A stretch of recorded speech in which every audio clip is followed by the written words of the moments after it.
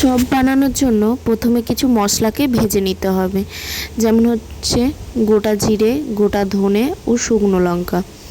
আমি গোটা জিরে দিয়েছি, ধনেটা যেহেতু আমার কাছে গোটা ছিল না তাই আমি গুঁড়ো দিয়েছি। তোমরা পারলে গোটা জিরেও গোটা ধনেও দিতে পারো। এরপর খানিকক্ষণ এটা ভেজে নেওয়ার পর যখন দেখবে এর মধ্যে থেকে একটা স্মেল বেরোচ্ছে, তখন এটাকে তুলে নিয়ে একটা বাটিতে ঠান্ডা হতে রেখে দেবে। বাটিতে ঠান্ডা করার পর এটাকে ভেজে নেবে। এরপর আমি কি করলাম, বা ওই কড়াইতেই ওটা নামানোর পর কিছুটা বাদাম ভেজে নিয়েছি। কিছুটা বাদাম ভেজে নিয়ে এই বাদামগুলোকেও আমি গুঁড়ো করে নেব। এরপর কড়াইতে তেল দিয়ে, সর্ষের তেল দিয়ে তাতে পেঁয়াজ দিয়েছিলাম। পেঁয়াজ কাঁচা লঙ্কা দিয়েছিলাম।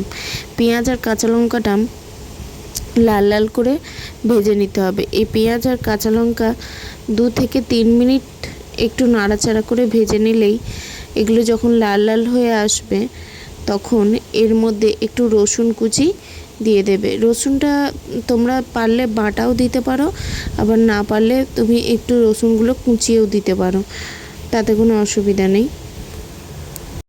রসুনগুলোকে দেওয়ার পর রসুনের যখন গন্ধটা বেরিয়ে আসবে এর মধ্যে দিয়ে দেবে একটু আদা বাটা।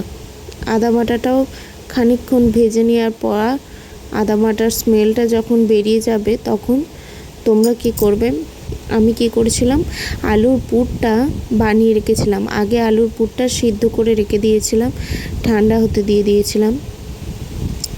এরপর এগুলো যখন দেখছি যে লাল লাল করে ভাজা হয়ে গেছে তখন এর মধ্যে আলুর যে প্রেশার কুকারে বার করে রেখেছিলাম আলুর পুরটা, সেই আলুর পুরটা এনে দিয়ে দিয়েছি। তোমরা পারলে আলুটা গোটা গোটাও দিতে পারো, দিয়ে মেখে নিতে পারো। আমি একবারে মেখেই নিয়েছিলাম যাতে অসুবিধা না হয়।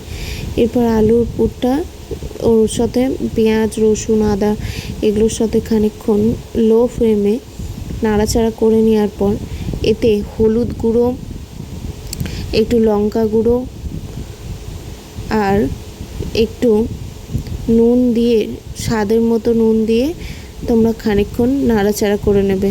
পারলে একটু চিনি দিয়ে দেবে একটু মিষ্টি হওয়ার জন্য। এটা ওই লো ফ্লেমে 1 থেকে 2 মিনিট নাড়াচাড়া করলেই সব একসাথে মিশে যাবে। এটা যখন একসাথে মিশে যাবে তখন এর মধ্যে ওই ভাজা মশলা আর বাদামগুলো যেগুলো আমি ভেজে গুঁড়ো করে নিয়েছিলাম সেই বাদামগুলো ওর মধ্যে দিয়ে ভালো করে মিশিয়ে নিচ্ছি। এবার বাদামগুলো মেশানোর পর, বাদাম আর ভাজা মশলাটা মেশানোর পর একটা থালাতে বা বাটিতে ওই আলুর পুরটা নামিয়ে নেবে। আলুর পুরটা কিছুক্ষণের জন্য ঠান্ডা হতে দিয়ে 5 মিনিট পর তার মধ্যে বেসনটা রেডি করে রেখেছিলাম। এবার তোমার বেসনটাকে সাইডে রেখে আলুর পুরগুলো আগে বানিয়ে নিচ্ছিলাম। আলুর পুরগুলো গোল গোল করে তোমরা ঠিক এইভাবে শেপ দেবে। তোমরা যেরকম পারো সেইভাবে তোমরা শেপ দিতে পারো। আমি গোল গোল করেই শেপ দিয়ে নিচ্ছিলাম।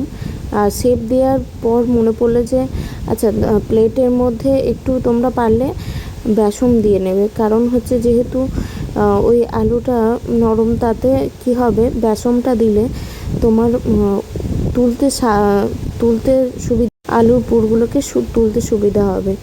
এরপর একটা একটা করে সমস্ত আলুর পুরগুলো আমি বানিয়ে নিচ্ছিলাম গোল গোল করে।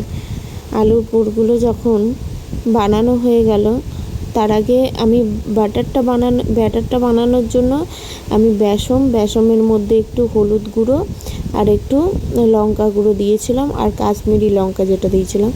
এরপর আমি কড়াইটা বসিয়ে দিয়েছি। কড়াইয়ে একটু তেল দিয়ে তেলটা গরম হতে দিয়েছিলাম। দেন ওখানে সমস্ত বেসনগুলো আলুর পুর দিয়ে ডোবানোর পর চপগুলো ছেড়ে দিয়েছিলাম। দেখো কি সুন্দর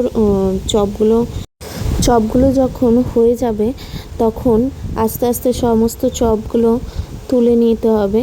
তুলে নেওয়ার পর যদি এইভাবে তোমরা চপ করো দেখবে দোকানের স্বাদের মতো, একবারে দোকানের মতোই খেতে লাগবে।